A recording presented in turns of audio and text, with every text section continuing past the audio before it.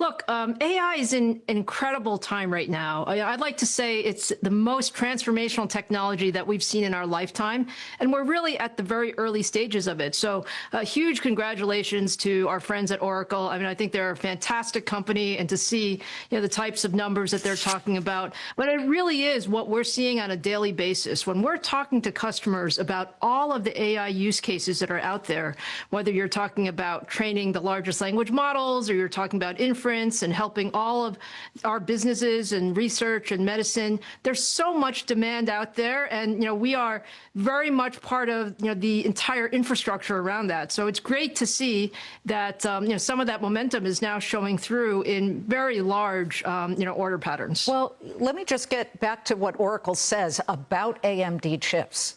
They really like your chips because they do something like 2x when it comes to power, price, etc. I don't know the exact way to describe it. You probably would. Look, AI is in a fantastic moment at the moment. We're still at the beginning of this technology, but I'd like to claim it's the most revolutionary thing we've seen in our lives. Thus, a hearty congrats to our Oracle pals. They're a great organization, in my opinion, and the numbers they're mentioning are exactly what we see every day. When we discuss with clients the various applications of AI that are available, there is a great deal of demand, whether it is for training the biggest language models or for inference and supporting all of our enterprises, research, and medical fields.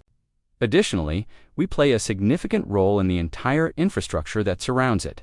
Therefore, it's wonderful to see that some of that momentum is now manifesting itself in extremely huge order patterns. Let me return to Oracle's statement regarding AMD CPU. Because your chips are about 2 times as powerful, more affordable, etc., they really enjoy them. I'm not sure how to put it exactly. You definitely would, but they say you guys beat competitors in that area.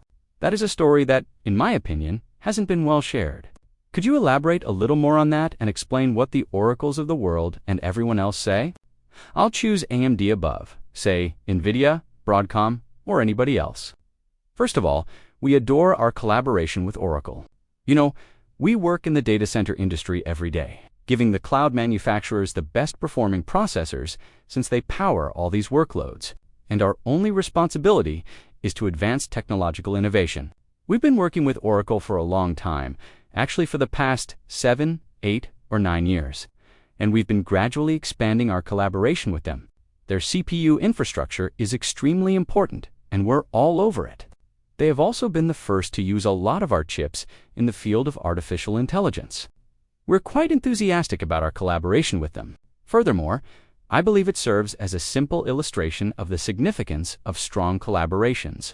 I mean, the main question we ask all of these AI cloud leaders is, how can we make 1 + 1 greater than 3? And we're attempting to get this into the hands of people who require as much AI processing power as possible by utilizing our technology in conjunction with their infrastructure. Thus, this is an excellent illustration. We've really expanded our data center business, which now accounts for over half of our total revenue.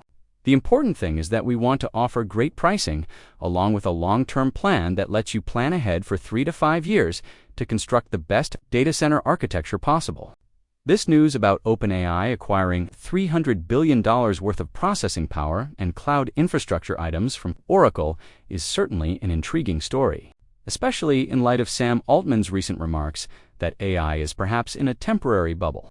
What term would you use to characterize the current demand for your chips? There's a lot of discussion about what's going on this quarter and the one after. Liz, I would say, we must consider the long term, in my opinion, and some of the most recent market estimates seem to support that. I mean, we've stated in recent months, in fact, we've stated that we estimate the AI infrastructure for silicon, or our chips, would exceed $500 billion in the coming years. And when you consider the growth rates there, that's simply a staggeringly high amount.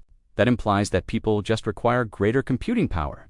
We now use computation to unlock business intelligence, and everyone wants more computing from that perspective. Our goal is to increase our investment.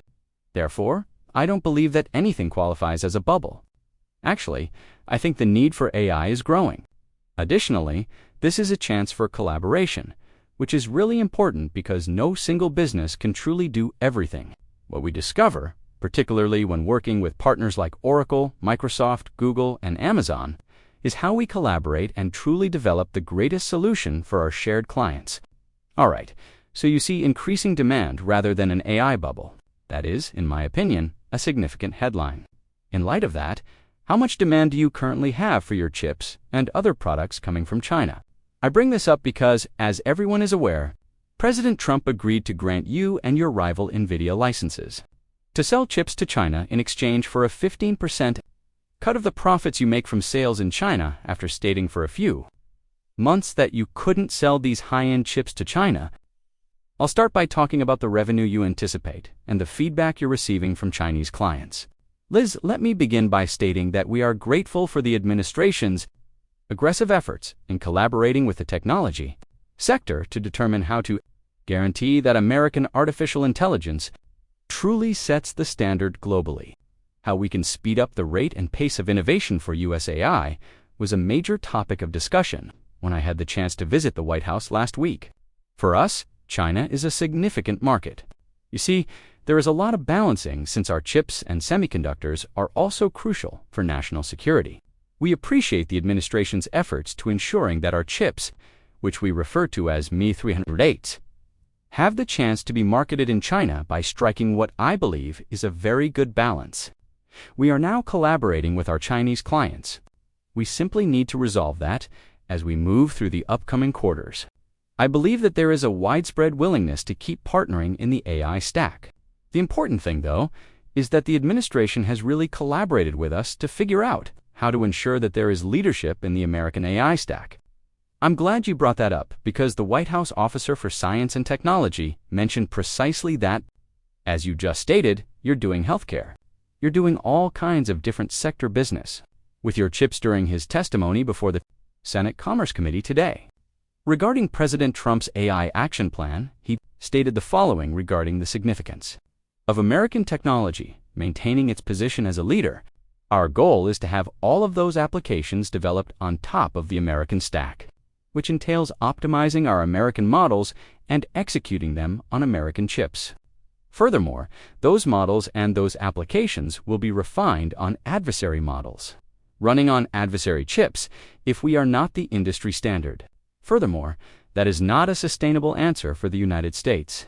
This tone differs from what some China hawks claim is an issue because, let's say, you sell them some of your amazing chips, and they will essentially take them down, examine them, and then copy them. Are you completely unconcerned about that? First of all, Liz, I must state that I absolutely concur with Director Cathio's remarks. The administration's AI action plan, in my opinion, provides a great guide to what it will take for America to lead today. It's a balance, as I mentioned. As America is currently at the forefront of AI, the most crucial thing we can do is to keep moving forward at an ever-increasing pace. Additionally, we operate more quickly when a larger portion of the global population depends on our technology stack. It is therefore very much a balance. We've struck a decent equilibrium, I believe. To be honest, we are innovating at a very rapid pace. Previously, we would produce new generations every 2 years, but we have now cut that cycle in half. As a result, we are currently producing new generations of this cutting-edge technology annually. It's a great collaboration, in my opinion, that this administration will assist us in achieving our goal of having more people use our AI stack. Well, I think we're showing you in the Oval Office with President Trump. In many respects, you have assumed a new job as a tech diplomat. This is because you have to balance safeguarding your shareholders and ensuring that they receive their money while also navigating the Trump government, which is both supportive and strict. In comparison to previous years, how many times have you visited the White House this year? Well, Liz, there's no doubt. First off, last week's meeting at the White House was fantastic. Yes, we had the chance to attend the White House Forum on AI Education, which was headed by the First Lady. Following that, the President invited other technological executives to join us. I would say that, from my perspective, it's truly thrilling to be seated at the most significant table in the world. As you can see, we are currently in a position where every government, including the US, has made semiconductors and artificial intelligence AI a top priority. We want to ensure that we are utilizing public-private collaborations to advance our technological leadership. Therefore, I believe there are many opportunities. Being a worldwide business that sells all around the world, it is crucial for us to maintain those connections everywhere.